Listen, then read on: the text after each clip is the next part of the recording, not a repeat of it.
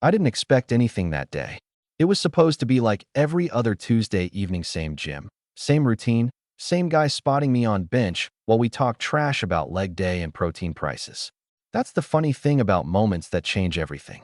They never announce themselves. I was halfway through warming up when I noticed Evan sitting on the edge of the bench instead of pacing around like usual. Hoodie still on. No lifting belt. No stupid grin. That alone felt off. Evan was the definition of gym straight.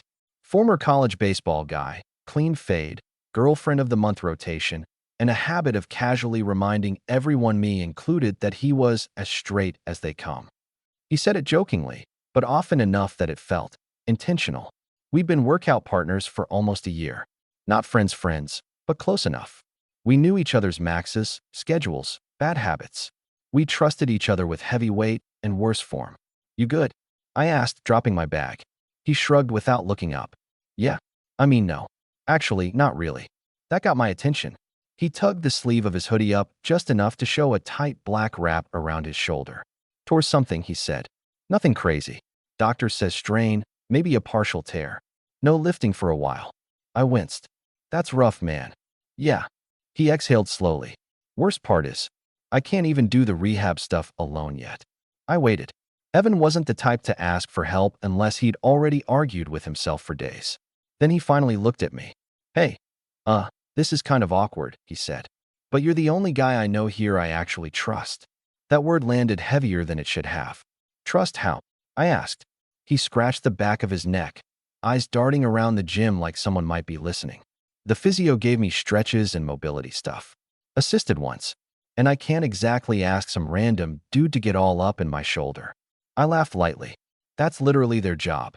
"Yeah, well," he muttered, "I don't want strangers touching me." He hesitated, then added, quickly, "No offense." "Not like that." I didn't miss how his ears turned red. "So you're asking me to help you stretch?" I said. He nodded once.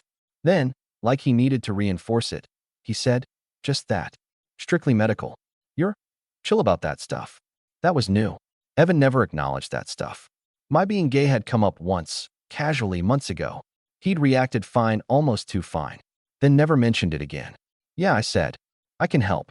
Relief flashed across his face so fast he didn't even hide it.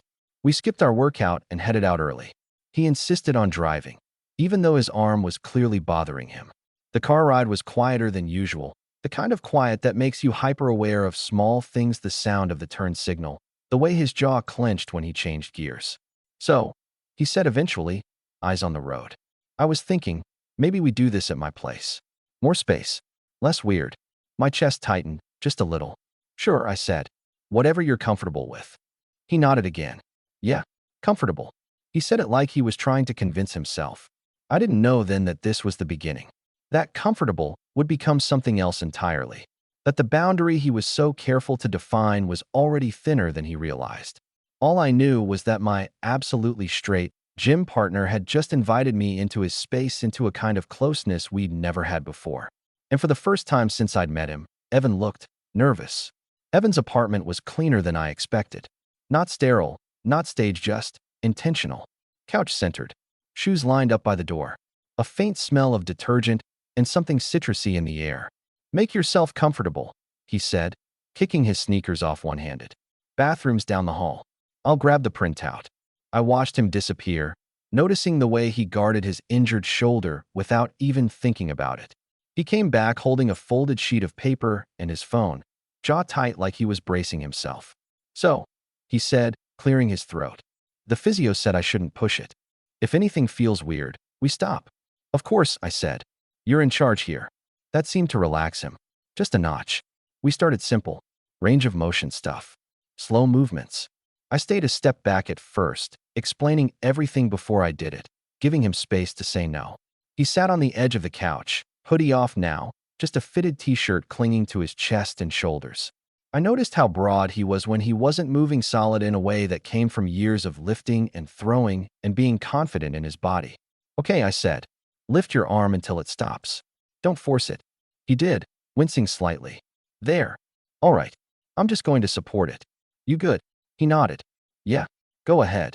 My hand hovered for half a second before I touched him. That pause wasn't for me, it was for him. When I finally did, it was careful, professional. My fingers just under his elbow, my other hand steadying his shoulder from behind. I was acutely aware of how warm he was, how his muscles tensed automatically under my touch. Like that? I asked. Yeah, he said quietly. That's actually helping. We moved through the list slowly. Each stretch built on the last. Each one required a little more closeness. At some point, without either of us commenting on it, I was kneeling behind him on the couch, guiding his arm across his body, my knee brushing the back of his thigh. Neither of us moved away. Can you tell me if this is pain or just tight? I asked. He took a breath. Tight. Just really tight. Okay. Breathe through it. He did. Deep, steady breaths. I could feel his ribcage expand against my forearm.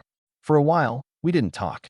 The room was quiet except for his breathing and the occasional creak of the couch. It felt strangely intimate, in that way that sneaks up on you, not dramatic, not obvious. Just two people focusing on each other. Hey, he said suddenly. Yeah, you're good at this. I smiled a little. I follow instructions well. No, I mean. He hesitated. You're calm. You don't make it weird. Something twisted in my chest at that. I'm glad, I said. That's the goal. He nodded, then added, almost too casually. Most guys would be making jokes by now. About what? He shrugged with his good shoulder. Being this close. Getting help. Whatever. Nothing funny about taking care of your body. I said. He was quiet after that. The last stretch required him to lie back. I explained it before doing anything, making sure he was okay with it. He lay down on the couch, staring up at the ceiling, hands resting awkwardly on his stomach. I stood beside him, guiding his arm gently overhead, supporting the weight so he didn't strain. Tell me when, I said. Now, he murmured. I held it there, steady. He swallowed. You ever get freaked out, he said, by how fast things change? I blinked. Like injuries? He huffed a short laugh. Sure. Injuries. I didn't push. Didn't need to. The way his voice dropped told me there was more underneath. After a few seconds, he said, Okay, you can let go. I did, carefully. As I stepped back, he sat up slowly and then paused. His hand brushed mine. It wasn't dramatic. Just a brief contact. But instead of pulling away, he looked at me. Really looked at me. Thanks, he said. For helping. I mean it. Anytime, I replied. He nodded, but his hand didn't move right away. That was the moment. Not the touch itself, but the fact that he didn't end it. I felt the shift then. Subtle, but unmistakable. The boundary was still there, but it wasn't solid anymore. And I had a feeling Evan knew it too. He pulled his hand back like he'd just realized it was there. Sorry, he said quickly. Didn't mean dash. It's fine, I said just as quickly. You didn't do anything wrong. He nodded, but his eyes didn't quite meet mine. He stood up, pacing once, then twice, like his body needed movement to catch up with his thoughts. Beer, he asked suddenly. Or a water. Whatever. Water's good, I said. He disappeared into the kitchen. I stayed where I was, forcing myself to breathe normally, telling myself not to read into things. Touch happens. Awkward moments happen. Especially when someone's injured and vulnerable. Still, it felt different. When he came back, he handed me a glass and leaned against the counter instead of sitting down. There was a new energy in the room, now lighter, but also more charged, like static before a storm. So, he said, taking a sip. How long you been, helping people like that? I smiled. Never. You're my first patient. That earned a laugh. A real one. Figures, he said. Guess I'm special. You are injured, I said. That counts. He rolled his eyes, then hesitated. Can I ask you something kind of personal? You can ask, I said. Doesn't mean I have to answer. That's fair. He paused, staring into his glass. When you're around guys like me, at the gym, does it ever dash? He stopped. Started again. Does it ever get weird for you? I considered him for a moment. Not defensive, not teasing, just genuinely unsure. Sometimes, I said honestly. Mostly because I don't know what people are comfortable with. So I keep things neutral unless told otherwise. He nodded slowly. Right? Boundaries. Exactly. He exhaled, shoulders dropping a little. I think I've been bad at that. With boundaries? With knowing what mine actually are. That surprised me. You don't strike me as unsure, I said. He snorted. That's because I'm good at acting like I'm not. Silence stretched between us, not awkward this time. Thoughtful. I've never had another guy, he said, still not looking at me. Touch me like that. Not even in a medical way. I stayed quiet, letting him lead. And it didn't freak me out, he added, which is what's messing with my head. I set my glass down carefully. Evan, we don't have to unpack all of that right now. I know, he said quickly. I just needed to say it out loud. He finally looked at me then. There was something exposed in his expression I'd never seen before. No confidence. No jokes. Just honesty. I trust you, he said. And I don't know why that feels like a bigger deal than the injury. My chest tightened. Trust goes both ways, I said. If at any point this feels like too much, we stop. No explanations needed. He nodded. Okay. Then, after a beat, he added, could we do this again? The stretches. In a couple days. Yeah, I said. Of course. Good. He hesitated. Maybe a little longer next time. The physio said consistency matters. I smiled gentle. It does. As I headed for the door later, he walked me out, standing closer than necessary. When I reached for the handle, he spoke again. Hey. I turned. Thanks for not making assumptions about me, he said. I met his eyes. Thanks for trusting me enough not to hide. The door closed behind me, but the feeling followed me all the way home. Because something had changed that night. Not crossed yet, but shifted. And I had a strong sense that next time, Evan wouldn't be as careful about staying on his side of the line. 2 days later, he texted me first. You around tonight? Shoulders stiff again. No emojis. No jokes. Just that. I stared at the message longer than I needed to before replying. Yeah, I can come by after dinner. He answered almost immediately. Cool. Thanks. Seriously. When I got to his place, he looked different, not in a dramatic way, just softer. Sweatpants instead of jeans. Hair still damp like he'd just showered. No hoodie this time. Hey, he said, stepping aside to let me in. Hey. The door closed behind me with a quiet click that felt louder than it should have. We didn't waste time with small talk. He grabbed the same printout as before, but it stayed folded in his hand, forgotten. We went straight to the couch. Same rules as last time, I said. You tell me if anything feels off. I will, he said. Then, after a beat, I trust you. There it was again. That word. He sat down, and this time he didn't hesitate when I knelt behind him. My hands found familiar places: elbow, shoulder, guiding his arm across his chest.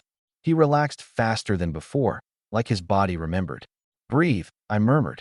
He did. Slow. Controlled. But his shoulders stayed tense. Still tight? I asked. Yeah, he said. Lower. Like here. He reached up with his good hand and tapped the muscle near his shoulder blade. Then he froze, realizing what he'd just done.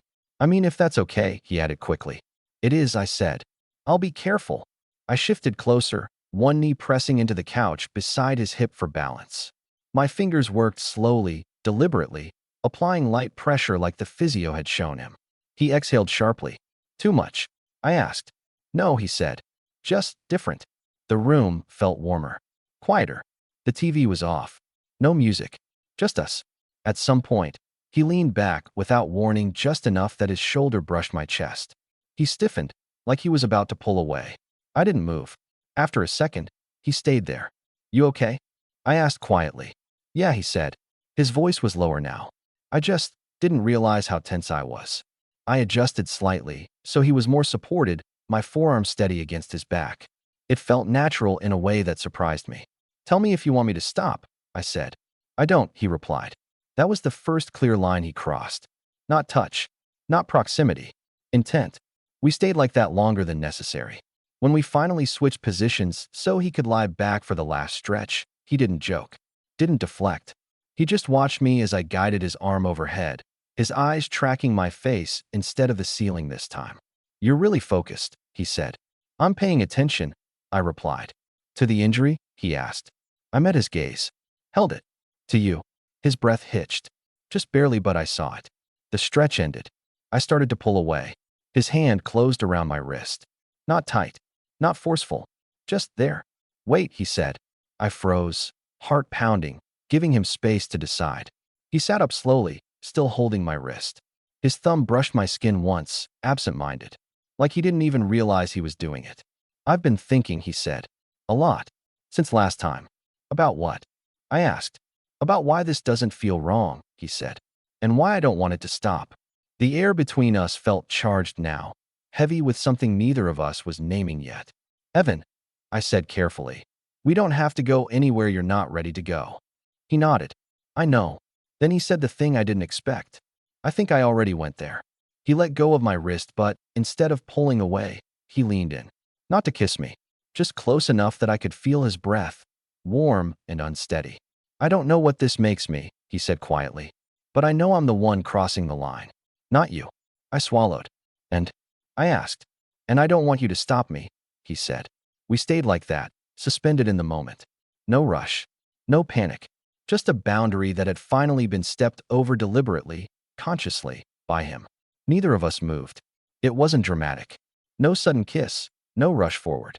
Just two people breathing the same air, trying to understand what the hell had just been said out loud. Evan was the one who broke the silence. I've replayed that first night like 100 times, he said quietly. The stretches. Your hands. How calm you were. I didn't interrupt. And I kept telling myself it was nothing, he continued. Just rehab. Just convenience. But then I caught myself wishing the injury would take longer to heal. That landed hard. I've never done that before, he added quickly. Wanted an excuse to keep someone around. My throat felt tight. You don't need an excuse, I said. Not with me. He let out a shaky breath. That's the problem. He finally pulled back a little, just enough to look at me properly. Up close, I could see the conflict written all over his face, fear and relief tangled together. I've always known how to be one thing, he said. Strong, straight, predictable. The guy who doesn't overthink. I gave a small smile. You're overthinking right now. Yeah, he said. Because with you, I don't know the rules anymore. He glanced down at my wrist still warm where his hand had been, then back up at my face. Can I be honest? He asked. I'd prefer it. I don't want to label this, he said. I don't want to promise anything I can't understand yet. But I know I feel safe with you. And curious. And drawn in a way that doesn't feel like a mistake. I nodded slowly. We can go at your pace. He searched my face. And if my pace is slow? Then we go slow, I said. This isn't a race. That seemed to settle something in him. His shoulders dropped. The tension eased just a fraction. Okay, he said. Then here's what I do know. He reached out again, this time deliberately, and rested his hand against my chest. Flat palm. Steady. I like this, he said. I like how this feels. And I want to see where it goes. My heart was pounding, but my voice stayed calm. Then we keep it honest. We check in. We stop if it gets confusing. He nodded. Deal. We didn't kiss that night. Instead, we sat there close, knees touching, his hand still on my chest while mine rested over his good shoulder. It was quieter than I expected, more intimate in a way that didn't need escalation. When I stood to leave later, he walked me to the door again. This time, he didn't hesitate. Same time Friday, he asked. I smiled. Yeah, Friday. As I stepped into the hallway, he added, Hey. I turned. Thanks for letting me figure this out without pushing me, he said. I met his eyes. Thanks for trusting me enough to try. The door closed behind me, and for the first time, I didn't feel like I was walking away from something unfinished. I felt like we'd just started something real. Friday came faster than I expected. Not because I was counting hours, but because Evan stopped pretending this was something we kept contained. At the gym, he didn't act distant. He didn't overcorrect. He just stayed close. Closer than before. He waited for me by the lockers instead of starting warm-ups.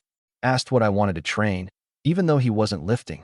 Sat nearby during my sets, phone forgotten in his hand, eyes tracking me instead. You're staring, I said under my breath as I racked the bar. He didn't look away. Yeah, I know. That should have made things awkward. It didn't. Afterward, while I stretched, he stood in front of me instead of beside me. Our knees almost touched. A couple guys walked past, and I felt him tense, not pull away, just notice. You good? I asked quietly. Yeah, he said. Then, honest as ever, just not used to being aware like this. Like what? Like people might see something I'm still figuring out.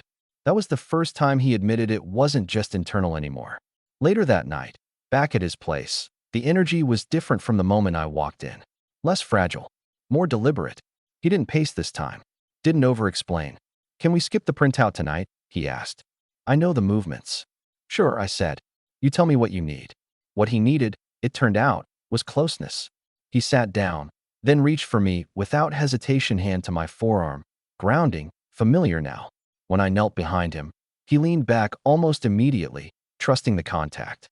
"This okay?" I asked. "Yeah," he said. Then, softer, "I like when you're right there." My hands worked slowly, but my attention wasn't just on the muscle anymore. It was on the way he relaxed into me, the way his breathing synced with mine, the way his head tilted back slightly, resting against my shoulder. "You know," he said quietly, "I always thought attraction was supposed to feel loud, obvious." And I murmured, "And this feels quiet," he said, "but heavy, like it's been building for a long time." I didn't respond. I didn't need to. When we switched positions, he didn't lie back this time. He stayed sitting, turned just enough that we were facing each other, knees brushing. He looked at me for a long moment. "Can I try something?" he asked. "What kind of something?" I replied, steady. He swallowed. "If I stop, we stop. No questions." "Okay," I said. He reached up, not fast, not shaky, and touched my jaw. His thumb rested just under my lip, tentative, like he was checking if I'd pull away. I didn't. He leaned in, paused, then pressed his forehead to mine instead of kissing me. His breath hitched. "Holy shit," he whispered. I smiled faintly. "You okay?" "Yeah," he said. "I just didn't expect it to feel this real." He pulled back just enough to look at me again. This time, there was no confusion in his eyes. "This isn't just curiosity anymore," he said. "Is it?" "No," I said. "It's not." He nodded, like he'd already accepted that answer. Then finally, he closed the distance. The kiss was soft, careful, almost restrained. Not desperate or messy, just intentional. He pulled back after a second, searching my face for any sign of regret. I didn't give him one. "So," he said quietly, exhaling a laugh that sounded more like relief. "Guess I'm not as absolutely straight as I thought." I shrugged gently. "Guess not." He smiled small, genuine, unguarded. "I don't know where this goes," he said. "We don't have to know," I replied. "Just where we are." He nodded, leaning his forehead against mine again. "I'm here," he said. And this time, when the world complicated things, when labels and looks and expectations loomed, it didn't scare him back. Because he'd already crossed the hardest line of all, the one inside himself. The first crack didn't come from us. It came from someone else noticing. It was a Saturday morning, quieter than the usual gym rush. Evan had insisted on coming with me, even though he still couldn't lift. Said he was bored and didn't like sitting around alone anymore. We were near the stretching area when one of the guys from the free weight section, Mark, loud, friendly, oblivious, called out, "Yo, Evan, didn't know you hired a personal trainer." Evan laughed automatically. Too automatically. "Nah," he said. "Just rehabbing." Mark's eyes flicked between us. Took in how close Evan was standing. How his hand rested briefly at my lower back when someone squeezed past. It was nothing, barely noticeable. But I felt Evan stiffen. Mark smirked, not unkindly. "Looks like it's working." He walked off. Conversation over, but the air felt heavier afterward. Evan didn't say anything until we were outside, leaning against his car. "You see that?" he asked. "I saw you tense," I said. He ran a hand through his hair. "I don't care what he thinks. I just wasn't ready to think about people thinking." "That's fair," I said. "We don't owe anyone explanations." He nodded, but his jaw stayed tight. Later that night, at his place, the mood was different. Not distant, thoughtful. He sat beside me on the couch, not touching at first, like he was sorting something out in his head. "I keep telling myself this is just ours," he said finally. "Private. Safe. It can be," I said. "But what if it isn't?" he asked. "What if someone figures it out before I do?" I turned toward him. "Then we deal with it together. Or we don't. You get to choose." He looked at me then, really looked. "That's the thing," he said. "I don't want to choose against you." My chest tightened. "I'm not asking you to choose anything." "I know," he said, "which somehow makes this harder." He leaned forward, elbows on his knees, then straightened like he'd made a decision. "Can I tell you something?" he asked. "Always." "I'm scared," he said. "Not of liking you. I'm past that. I'm scared of liking you enough that hiding feels worse than being seen." I didn't answer right away. Then I said, "That's a real fear." He nodded. "I've spent my whole life fitting into rooms without thinking. And now every room feels louder." I reached for his hand.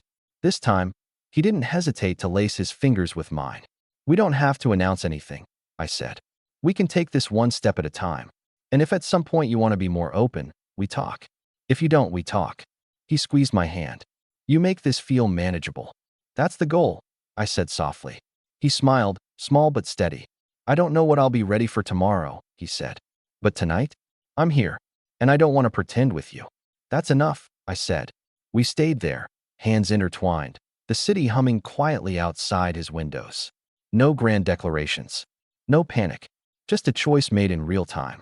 The moment came when neither of us expected it. We were at the gym again, a week later. Evan's shoulder was improving, still wrapped.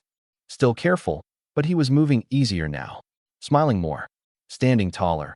Like some internal weight had shifted. We were by the front desk when his friend Tyler showed up. Tall. Loud. One of those guys who filled space without trying. Evan. Tyler grinned.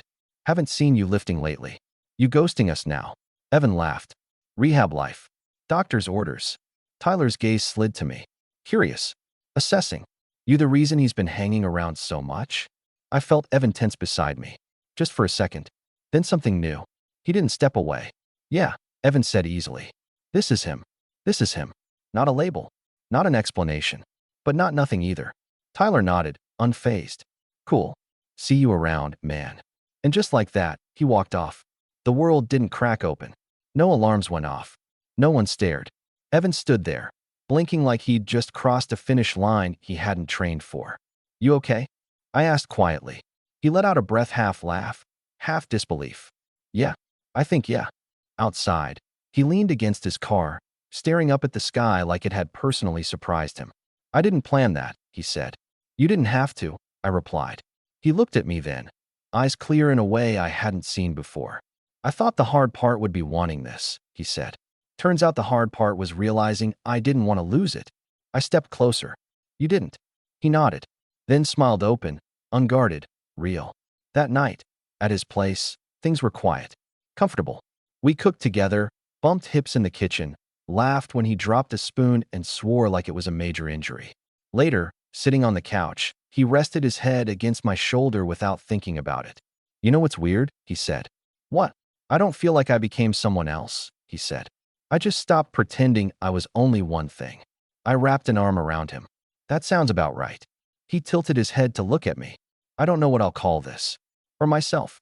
Not yet. You don't have to, I said. He smiled softly. But I do know this. He leaned in and kissed me, not careful this time, not hesitant. Just sure. I crossed that line because I wanted to, he said quietly. And I'd do it again. The injury healed. The gym stayed the same. Life kept moving. But something fundamental had shifted. My absolutely straight gym partner didn't become a different person. He just finally let himself be honest with me and with himself. And honestly, that was more than enough.